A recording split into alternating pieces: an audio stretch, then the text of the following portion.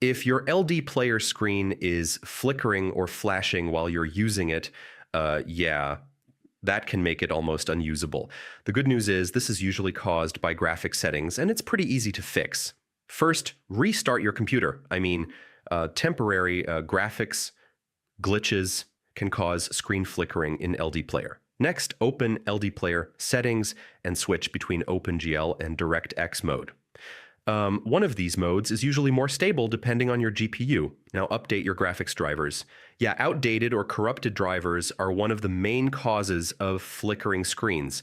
If you have high FPS mode enabled, try turning it off.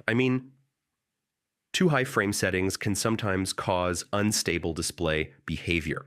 Next, lower your resolution inside LDPlayer settings.